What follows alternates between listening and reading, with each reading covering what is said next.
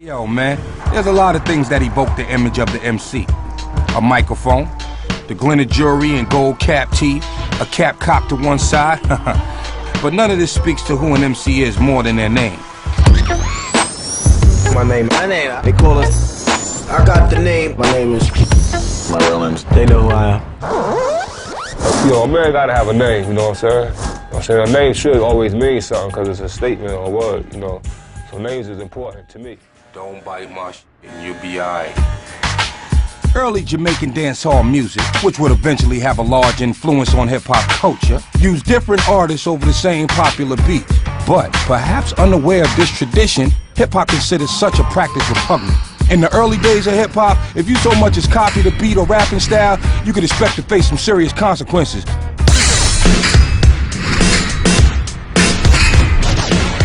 Back in the days in hip-hop, it was like, you don't bite, you biter. You know what I'm saying? People were put down. That's not happening anymore. So people aren't encouraged to be unique. I wish I was there. You know, when I first started rhyming, to steal, you know, another person's rhyme was, you know, they'll laugh you out the park. They'll laugh you out the club. It was more about originality back in the day, man. You know, that was one of the big things about being an MC. You know, and it was good, because they, you know, one character come out, yo, this is who I am. And that's who he was. It wasn't like the next character was gonna come out and say, yo, I'm like him. Yeah, thanks for biting. Back in the era when Tribe, Daylight, Jungle, MC Shan, all those people dropped, you get smacked up for that, for real. That's the only crime we had in hip-hop. There wasn't really too many crimes. You know what I mean? Biting, that's it. The 80s was a time when you know, you weren't supposed, it was cooler to not sound like the next guy, you know what I mean? 360, from, you know, being original to, you know, flow like him, say what he's saying. You know what I mean? So, you know, I hope that changed, you know what I mean? Like when I speak to a lot of the, you know, people on the streets, you know, they recognize it, you know what I mean? Like everything sound the same, everybody talking the same thing, you know, just putting it on a different beat. I have enough respect for the art form to know that I want to add something to the art, you know, to the culture. You know what I'm saying? I don't want to just take something that's been done and just try to regurgitate it. You know what I mean? But now people will kind of recycle choruses, recycle a line, and kind of change it up. You know what I mean? And it's, you know what I mean? LA in the house, what? Riverside Lake. When Jermaine Dupri took the beat that KRS-One popularized for Welcome to Atlanta. Welcome to Atlanta, where the players play, and we ride on them things like every day. Big beats hit streets, see gangsters roaming, and parties don't stop till 8 in the morning. KRS-One used it, you know, 10 years earlier, 12 years earlier in the song Why Is That? It's like teaching a dog to be a cat. You don't teach white kids to be black. Why is that? You know, you had kids that are now 18 going, oh yeah, you know, that guy stole Jermaine Dupri's beat. So there's no sense of history. I give to all MCs my entire catalog. You will not get sued if you sample a KRS-One record or do an interpolation of my lyrics or anything. My entire catalog is open. But it's not all about biting, you know what I'm saying? Especially when an MC finds inspiration to take it to a new place or even pay homage out of respect for another artist. If I see somebody do something real fresh, I'd be like, man, I wish I would have done that. I just say, well, I get inspired by that and be like, all right, how would I do this? This is how I would do it, like this. And what am I gonna tap into that's gonna, of me, that's gonna make somebody be like, man, I wish I would have done that. I'm not trying to get on stage and be like the next man. I'm not trying to get on TV and talk like the next man, sound like the next man on the record to get some attention. I'm young, I'm just getting in the game. I'm a new MC. The same way when these people got in the game, they had to be their self. It all began with sampling, of course. So now if it's cool to sample someone's music, now it's cool to sample someone's voice, now it's cool to repeat their lyrics in your song. It just keeps escalating as to what's cool to do. And I think that's an issue. You know, it is difficult, man. You know, you want to, you know, keep a cool head about it, but at the end of the day, it's biting. Yeah. At the end of the day. That kind of Related to jazz? Yeah, I related to jazz, in many different things. Like the way John Coltrane used his brain. There was nothing written, they just start hitting. Blowing on the horn, atom all splitting. That's the way you do it, straight off the top. Improvisational skills, it's making it hot. Freestyling is a necessary element to being an MC. Nowadays, you would never know that because most of the top MCs can't even freestyle. Many hip-hop heads consider freestyling an integral part of MCing. How do MCs create unrehearsed poetry? You're rhyming and you're fully aware of what is going on around you, but your mouth is doing something that your mind is not actually consciously making happen. In other words, you are thinking one thing like the next rhyme. When do I get the crowd to say, oh, this girl over here keeps looking at me. This guy wants me to sign his picture. The music is too low. The music is too loud. All of that is going on in the MC's head, while out his mouth, though, he could be saying, I'll keep on bringing and singing until your ears is ringing and stinging, gleaming and dreaming, true MCing with meaning. Before people decide to call it freestyle or being able to go off the top of your head, we just said it was Nipsey Russell syndrome, where you're just able to rhyme about anything at any time on top of things. So because I had that ability, I was very good at going around and winning battles because people would actually say what they had written, and I would just talk about what they had wrote. Look, man, a chess master employs patience, manipulation, timing, strategy, and a killer instinct when facing an adversary. Like a chess master, an MC in a freestyle battle must apply these same techniques. Freestyle is definitely like, and it could be compared to anything that involves strategy. There's a certain amount of preparation for a battle mentally, but you can only prep so much, before you're writing it and planning your rhymes. You know what I'm saying? So when you're like in a freestyle battle or off the head battle, it's exactly what it is. It's off the head. A true hip hop head will know whether you're freestyling or whether it's written down. Some cats are truly freestylers, which freestyle with no net at all. And other cats are freestylers that freestyle on paper, and write. You might just catch that verse that day, you know what I'm saying, and be like, it might not pertain to a song or anything, but it's just a hot 16 bars. But the rhyme that you've written is written for any environment. So you can interchange words. You can use the freestyle ability on top of a written piece. A great freestyler may make for a great MC, but recording records is a different game. Pay attention now. I noticed that a lot of freestylers actually freeze up when they get in front of that big microphone and the booth, and there's 10, 12 people at the studio, and everybody, it's not a freestyle battle. You don't have to beat one person or a group of people. It's you against the actual tape. Like, you gotta record this, and people staring at you like, killing the stigma of freestyle MCs don't make good records, because it's not true. Because if you really think about it, anybody that writes rhymes, when you write a rhyme, it arrives in the form of a freestyle anyway. It's just a matter of how you catch it and capture it and put it down on paper. Some people can make songs and no freestyle. That's crazy. The reason that a battle MC usually has a hard time making the transition into record is because their mind is not wired for record sales. It's not wired to tone it down so that people can gravitate and dance. They're only trying to be as lyrical as possible, and unfortunately, the only people that really, really love lyrics on that level are authentic, thorough hip-hop junkie fans. Like, you have to really, really love hip-hop to want to buy a record just to hear what somebody's doing lyrically. Because the average fan is just a music fan. It's like that. You cannot rhyme me, so go and see The Exit like Nick off Pat Riley and check the off style. I'm wicked and wild, and when it comes to rhymes and styles, I got them by the pile. Suffolk a whack MC in the whole media. From A to C, I got a whole encyclopedia of lyrics. You know my style, you know my stilo. I'm on the TOP and all the rest of your are below. Me, 5E, MC of the year. Flavor in your ear, cause I just don't care. I'm just bugging, Ba ba ba ba. Dee dee dee dee. Da da da da. Da da da da. That is the essence, and he was just hitting that. That's Busy Bee.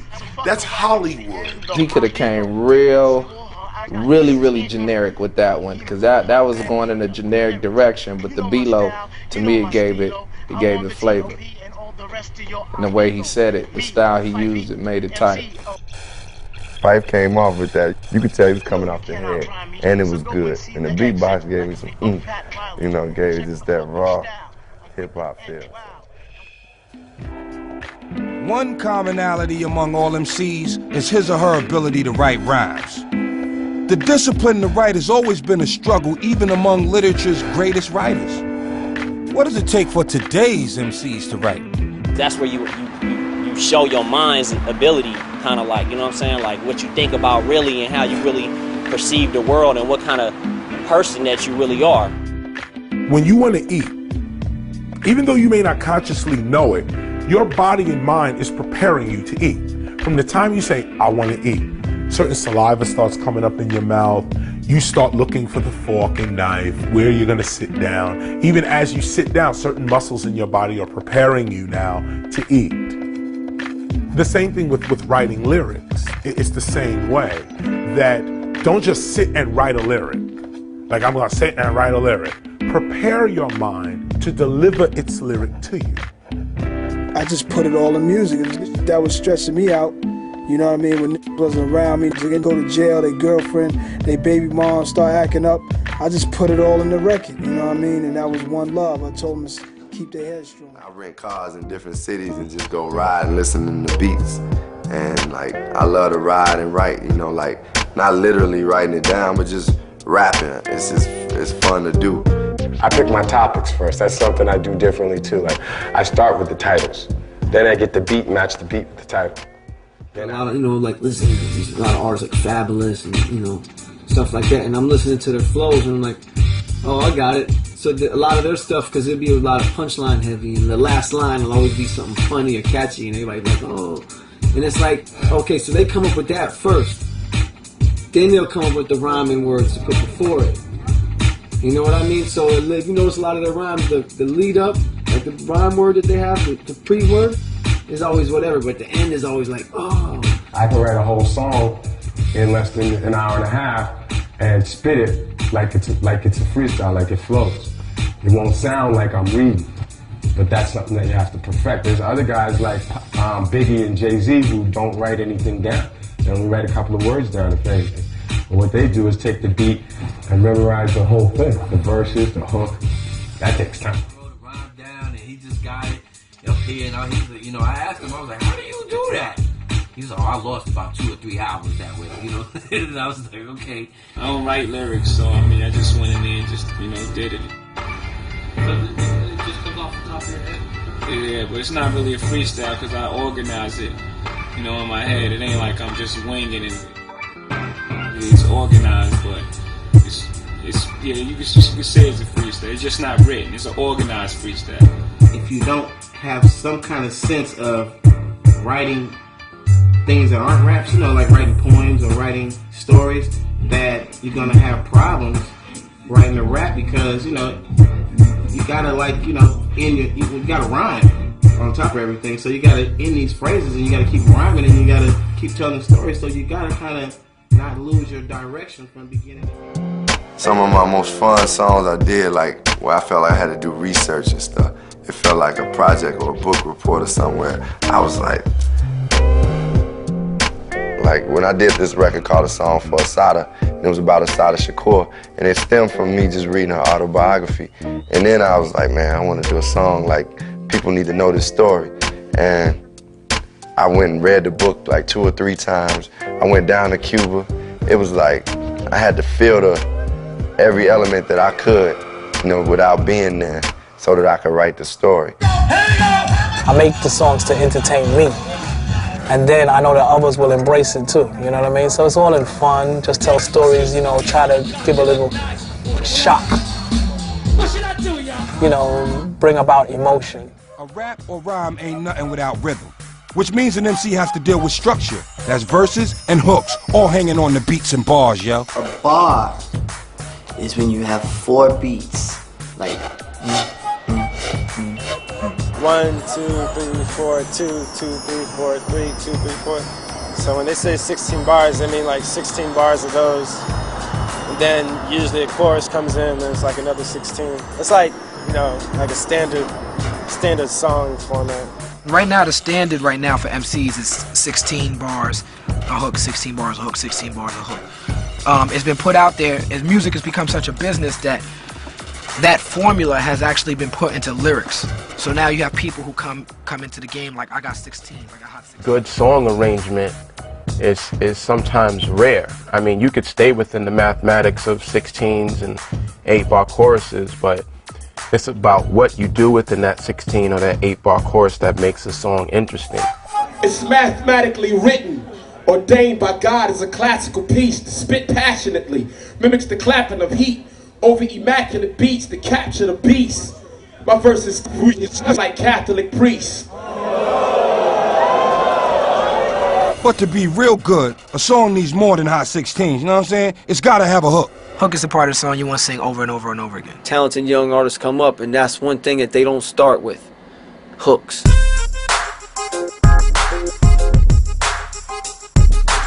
In the rap world, the hook that's your chorus, because it's like that kind of has to sell your song. You know, I'm always dealing with, you need a hook, the hook's got to be better in industry, the hook, you know, everything is, you know, that's the jingle. That catches the listener's ears, that makes your record huge. The part of the song that people are gonna want to say back. The part that just when things seem the same and the whole scene is lame, I come and reign with the unexplained for the brains till things change. They strain the slang. I'm trained to bring game. History that I arrange been regained by King James. Go to practice with tactics. When a track hits, theatrics. Women that look like actresses. Status of Cleopatra's. Stacks of mathematics to feed your Asiatics. As I find out what the facts is for geographics. Where you influenced me was, I guess you said it, you took the box out. Like, one of my favorite lyrics is when you say, I'll take you on a walk through hell, freeze your dome. And like, I'm taking you into a whole nother world of thought that I said I got to try to do too. To try to explain that, I came up listening, you know, my mother played a lot of jazz music. A lot of it didn't have no words on it. But you can see what was going on. It'll put you in the mood, put you right where it wanted to. So my thing was, if they can do that with an instrumental, I should be able to take somebody somewhere with words, man. So I just always try to, you know, take people somewhere and make them see, you know, what I was doing, man. And a lot of that come from brothers like Slick Rick, too. You know what I mean? When Slick told a story, you know, you was right there. Sexual Healing, or when you hear Let's Stay Together, Al Green. I read before that you said that you would break the music down into, like, in musical segments. Exactly. Could you elaborate on that? I try to start off with 16 dots on the paper. What? Start off with 16 dots on the paper. Bang, bang, bang, bang, bang. If it's a 16-bar rhyme, at least I know, you know, what I'm dealing with. My thing was, if 4 bars was this long, my thing was, I got, you know, I see like a graph in between them 4 bars. And within that, I could place so many words and so many syllables and so many words. And at times, you know, if the beat was perfect, I can take it to the point where there's no other way to do it. No time to sip moles with hostess, never mind with the total grosses. I rip shows, stay focused, and spit cheese with soldiers. While you hit trees and coasts, I spit flows that be ferocious. And with these explosives, I split seeds for Moses. Shine permanently, only my mind's concerning me. Fire burns in me eternally. Time's eternity follows eternal me. Being a mental infirmary, determinedly advanced technology better than Germany. You know what I mean?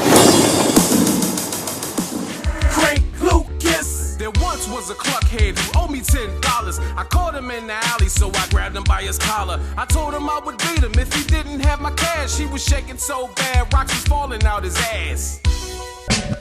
You on my block, you better march on, cause my pistol Pete will take you out the game like Marshawn. And if you survive, don't tell none,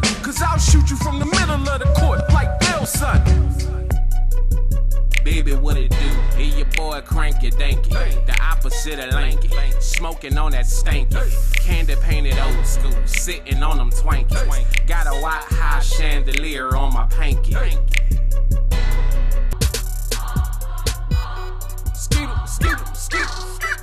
my bitch. Skid on my act. Skid on the hip. And dab on the nigga like, damn. Dab on the baby. Damn. Dab on the teeth. Skid on the choir. Dab on the preacher. Damn. Fear and MCing don't go together. And not just fear of in battling or something like that, but fear of the record company. Fear of journalists asking you those hard questions. Fear of rejection. Fear of failure. Fear of getting ripped off. All that got to go out the window if you're gonna be a great. When I do panels in New York, kids raise their hand and ask me, how do I get a record deal? When I do panels in the South and the Midwest, kids raise their hands and say, Wendy, I've sold 15,000 records, how do I get it to 30? I can work with that. I can work with that mentality. That how do I get a record deal? How do I come to somebody with my hand out? I can't with that. An MC selling their CDs independently can expect to make 70 to 80% of the profits. While an MC signed to a label will usually get 10% or less. Boo. The economics speak for themselves, people. So what do? I don't really think shopping a deal is the thing right now. Press it up or get CDs made up. Walk your dogs. Go to the clubs, go to the stations, whatever you gotta do. Open mic, whatever, showcases, whatever you gotta do to lock down your area. That's how you should do it. That's where the game is at now. It's back to that independent. Triple frame, triple mind, triple stage of darkness, yeah they all blind. Dumbed up to the grind, trying to use the power to refine something that they can't find. Jesus with their thesis freezes up these geniuses to the reasons that you was Mars and she was Venus. Even force treasons, wisdom of weakness, they all lies and diseases. I'm true to the dookie chains and Adidas. Needless people with demons change all seasons. Best believe me, fair weather friends stay sleazy. Imps around my field of dreams. The root of all evil when you dealing with cream. Deceitful through the words of Matthew 3:16. 7 sins, 7 seals to remain. Devil shrine when you dealing with fame. To gain a rep, baby, she with no legs, anything for the dough. Remember the verse, you read what you sow. The children of the corn, yo, they need to grow. It's kind of funny, right? Yeah, I understand how you living, right? Yeah, I understand that it's not nice, but the life that you want back, baby girl, Ruby V.